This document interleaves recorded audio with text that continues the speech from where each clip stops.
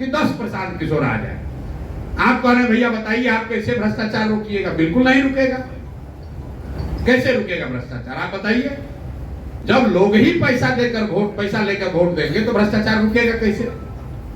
दुनिया में जितने देश हुए जिन्होंने भ्रष्टाचार पर अंकुश लगाया, खत्म तो शायद कहीं नहीं हुआ है, लेकिन दुनिया में जो देश हैं जिन्होंने भ्रष्टाचार पर अंकुश लगाया है, उन देशों का जाकर अध्ययन कीजिए। स्कैंडिनेवियन कंट्री जो हैं दुनिया में, वहां भ्रष्टाचार सबसे कम है। फिनलैंड में, स्वीडन में, डेनमार्क में, उन देशों में भ्रष्टाचार सबसे कम है। कैसे उन्होंने कम किया? उन्होंने 4 बातें करी। पहली बात, उन्होंने ईमानदार जनप्रतिनिधियों का चुनाव किया है। ईमानदार जनप्रतिनिधि, किसी के माथा पर तो लिखा नहीं है कि कौन ईमानदार है कौन चोर है। ईमानदारी तब आएगी जब अपने जनप्रतिनिधि को आप अकाउंटेबल बनाइएगा कि भैया तुम चोरी करोगे, तुम गलत करोगे, काम नहीं करोगे तो अगली बार तुमको हरा देंगे। तो धीरे धीरे लोग सुधरने लगते हैं। जैसे मान लीजिए बिहार में ही नल जल में लूट हुआ तो जितना वार्ड सदस्य लोग लड़े थे सब चुनाव हार गए, तो अगली बार चोरी करने से थोड़ा पहले डरेगा। लेकिन बिहार में विधायक कितना भी लूट ले जात के नाम पर, वोट तो आप उसी को दीजिएगा। आपका सांसद कितना भी बड़ा चोर हो, वोट तो उसी को आपको देना है। उन देशों ने अपने जनप्रतिनिधियों को अकाउंटेबल बनाया, अच्छे लोगों को चुना। दूसरा उन्होंने काम क्या किया कि सत्ता और संसाधन का बड़े पैमाने पर विकेंद्रीकरण किया। बिहार में आप और हम सुनते हैं अफसरशाही बहुत है। क्यों? क्योंकि मुख्यमंत्री और उनके अगल बगल के 4 अफसर ही पूरा राज्य चला रहे हैं। पूरा जो सत्ता है, पूरा जो संसाधन है वो 4-5 लोगों के हाथ में ही है। कहने के लिए मंत्री परिषद है, कहने के लिए विधायक है, कहने के लिए मुखिया सरपंच प्रमुख हैं, लेकिन किसी के हाथ में कुछ नहीं है। 5 अफसर बैठकर जो निर्णय लेते हैं वही सब लोग को करना है। तो सत्ता और संसाधन दोनों का बड़े पैमाने पर विकेंद्रीकरण होना चाहिए। पंचायती राज एक्ट में लिखा हुआ है कि सरकारों को 1/3 विकास का राशि पंचायती राज के माध्यम से खर्च करना है। और बिहार में पिछले 30 वर्ष में कुल 3-3.25% पैसा ही पंचायती राज के माध्यम से खर्च हो रहा है। सब अफसर खर्च कर रहे हैं। तीसरा, इन देशों ने क्या किया? उन्होंने बड़े पैमाने पर जन भागीदारी की बात करी। अभी बिहार में कोई अगर योजना केंद्र सरकार की चल रही है, आपको पता ही नहीं है कि योजना चल रही है कि नहीं चल रही है। आयुष्मान कार्ड बट रहा है, आधी जनता बिहार की उसको पता ही नहीं है कि आयुष्मान कार्ड में हमको मिल रहा है कि नहीं मिल रहा है। आयुष्मान कार्ड चलाने वाले लोग हमसे आकर मिलते हैं कि भैया कैंप लगाते हैं, जाते हैं, समझाते हैं, फिर भी लोग कार्ड नहीं बनवा रहा। किसान को 6,000 रुपया मिलना है, 6,000 से कुछ होना नहीं है, लेकिन फिर भी वो भी 6,000 किसान नहीं ले रहा है। जो सरकारी योजनाएं चल रही हैं या जो आपके लिए बनी है वो आपकी जानकारी में नहीं है। गरीब आदमी को तो बिल्कुल ही जानकारी नहीं है। और चौथा, उन देशों ने टेक्नोलॉजी का बड़े पैमाने पर प्रयोग किया। फिर मैं नल जल का उदाहरण दूंगा। सरकार ने 25,000 करोड़ से ज्यादा खर्च किया नल जल पर। अगर सरकार ने 200-300 करोड़ रुपया लगाकर, जैसे बिजली का स्मार्ट मीटर लगा रहे हैं, वैसे अगर नल जल में भी स्मार्ट मीटर लगा होता तो पटना में बैठकर सरकार को ये जानकारी होती कि कितने बजे मीटर ऑन हुआ, कितना पानी निकला, कितना पानी किसने कंज्यूम किया। तो ये 4 चीज करके ही भ्रष्टाचार पर अंकुश लगाया जा सकता है। पहला, सही प्रतिनिधियों का चुनाव। दूसरा, बड़े पैमाने पर सत्ता और संसाधन का विकेंद्रीकरण। तीसरा, जन भागीदारी। और चौथा, टेक्नोलॉजी का प्रयोग। इन चारों के समायोजन से भ्रष्टाचार पर अंकुश लगाया जा सकता है, खत्म नहीं किया जा सकता है। कोई आकर कह रहा है नेता, अरे हमको वोट दे दो, हम आएंगे सब ठीक कर देंगे, तो आपको सिरे से मूर्ख बना रहा है या खुद बड़ा मूर्ख है। ये संभव नहीं है। आपने देखा इस देश में जन लोकपाल का नाम आया कि ये कानून बनेगा, देश से भ्रष्टाचार खत्म हो जाएगा। जो लोग इसका आंदोलन किए वही लोग भ्रष्टाचार में जेल में गए हैं। अगर इतना आसान होता तो आप समझिए देश, पूरे दुनिया में सैकड़ों देश हैं, आप ही और हमको सबसे ज्यादा बुद्धि है, दूसरे देश वाले जन लोकपाल नहीं बना देते और सब भ्रष्टाचार खत्म हो जाता है। कोई सिल्वर बुलेट नहीं है कि बस एक कानून बनाए और भ्रष्टाचार खत्म हो गया। ये सतत प्रक्रिया है। जैसे जैसे व्यवस्था को अकाउंटेबल बनाइएगा वैसे वैसे भ्रष्टाचार कम होता जाएगा। जैसे जितना आपका व्यवस्था अकाउंटेबल नहीं होगा उतना आपको भ्रष्टाचार बढ़ेगा। नेता इसलिए भ्रष्टाचार कर रहा है कि उसके मन में हारने का डर नहीं है। उसको मालूम है कि बिहार की जनता हम कितना भी लूटपाट मचा ले अंत में आकर वोट हमको ही देगा। जाति के नाम पर दे या लालू के डर से दे या भाजपा के डर से दे, वोट हम ही को देगा। पूरे देश में 5 राज्य ऐसे हैं जहां देश की 1/3 इकोनॉमी है। केरल, तमिलनाडु, कर्नाटक, आंध्र प्रदेश और तेलंगाना। ये 5 राज्य 1/3 देश की इकोनॉमी इन्हीं 5 राज्य में है। इन 5 राज्यों में अलग अलग भाषा बोली जाती है, अलग अलग विचारधारा वाले पार्टियों का शासन है, अलग अलग उनकी टोपोग्राफी है, डेमोग्राफी अलग अलग है।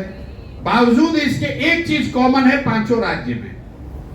5 राज्य में कॉमन ये है कि पिछले 78 साल में कोई भी नेता वहां 10 वर्ष से ज्यादा लगातार मुख्यमंत्री बना ही नहीं है। वहां पर जनता हर 5 वर्ष पर उनको पलटते रहती है।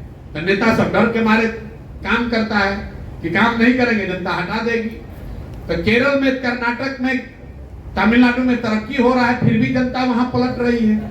और बिहार में 30-35 साल से लालू नीतीश ही है, फिर भी हम लोग को उसी को वोट देना है। तो भाई कैसे सुधार होगा? नहीं सुधार होगा।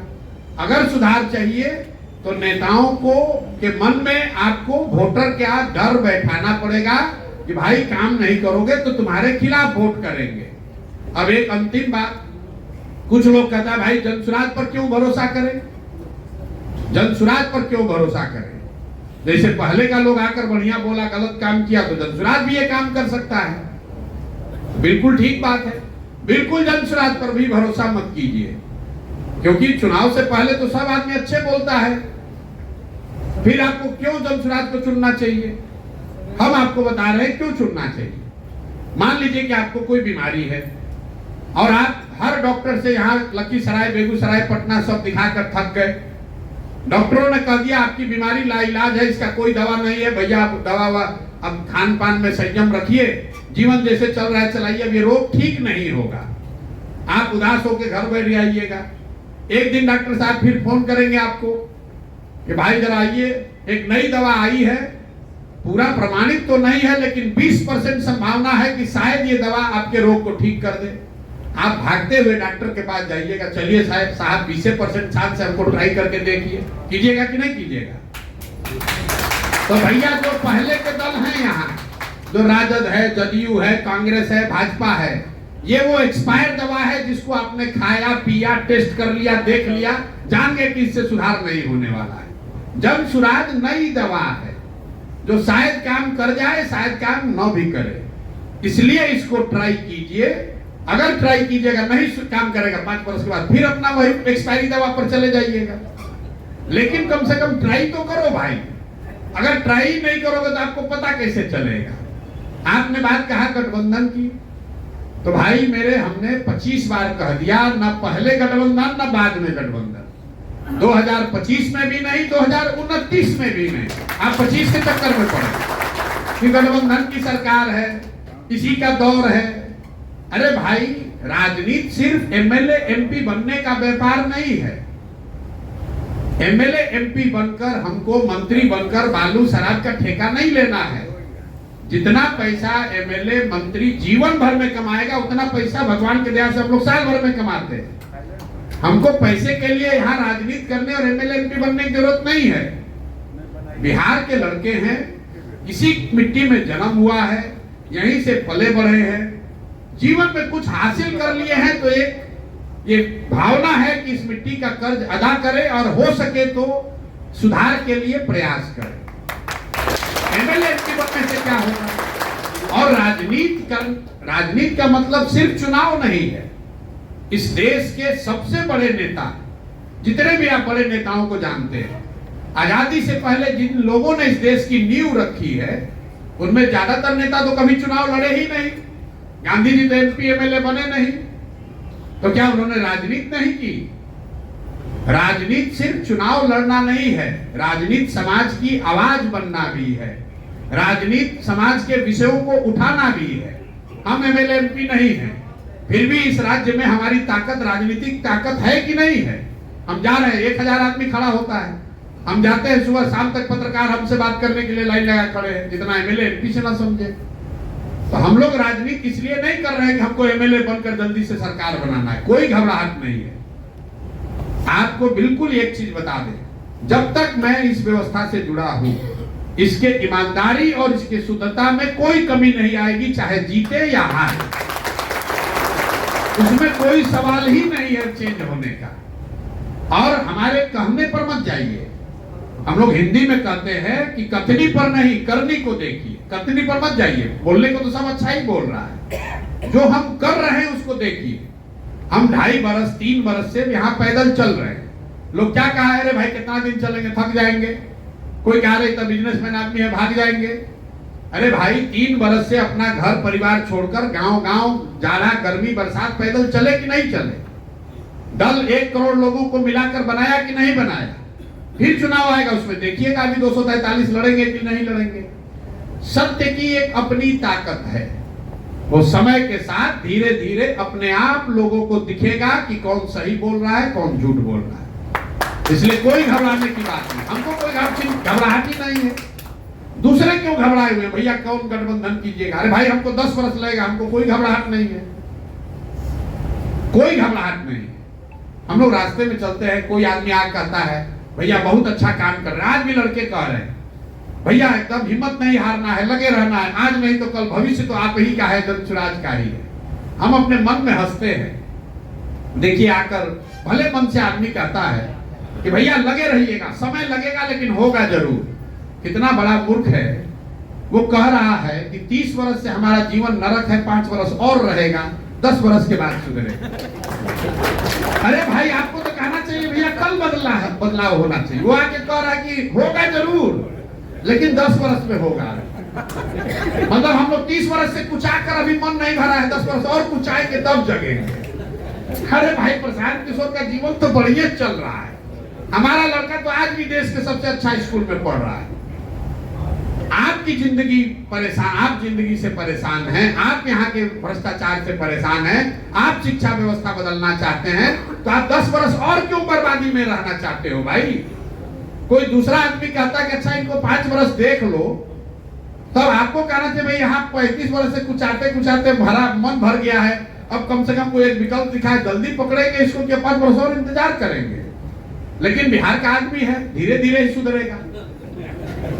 काई जमा हुआ है, उस पर दौड़ने जाइएगा, फर्श पर गिर जाइएगा, हाथ पे टूट जाएगा। काई जब लग जाती है फर्श पर, उसको बैठकर झाड़ू से ईंटा से बैठ के रगड़ना पड़ता है। तो वैसे बिहार के लोगों के चेतना पर काई जम गई है, उसको बैठकर साफ करना पड़ेगा और तभी सुधार होगा। सुधार तब होगा जब समाज जगेगा। बिना समाज को जगाए समझाए कोई व्यक्ति, कोई विचारधारा, कोई दल बिहार को सुधार नहीं सकता है। अगर कोई कह रहा है कि हम सुधार देंगे तो सिरे से मूर्ख बना रहा है, ऐसा नहीं हो सकता है। 13 करोड़ लोगों का भाग्य विधाता कोई एक व्यक्ति नहीं बन सकता है। 13 करोड़ लोग नहीं सुधरना चाहेंगे तो कोई एक आदमी आके सुधार देगा? ये संभव है। एक ही उपाय है कि उन 13 करोड़ लोगों को धीरे धीरे समझाया जाए, और उसमें कोई अगर 2-2.5 करोड़ आदमी भी जिस दिन जान जाएगा, मतलब 10 में 3 भी। कई बार लोग कहते हैं भैया अभी हमको एक साथी मिला, बहुत बेचारा मोटरसाइकिल रोक के हमको शीशा खुलवा, कहा भैया अभी जमीन पर और लोगों का जानना बाकी है और मेहनत करना पड़ेगा। मेरे भाई जमीन पर अंतिम आदमी भले न जनसुराज को जाने, जनसुराज को चुनाव जीतने के लिए 10 में 3 आदमी को जानना जरूरी है। मोदी जी को देश भर में कितना आदमी वोट दिया है? 10 में 3, 31% वोट मिला है, मतलब 10 में 3 आदमी वोट दिया है। तो अगर 10 में 3 आदमी भी जनसुराज को जानता है और वो जाति की चिंता न करे, वो पैसे पर न बिके, वो व्यवस्था बदलने के लिए तैयार हो जाए, तो जनसुराज की व्यवस्था बन जाएगी, एक नई व्यवस्था कायम हो जाएगी। तो अंतिम आदमी जान जाए तब सुधार होगा, ऐसी बात नहीं है। जनसुराज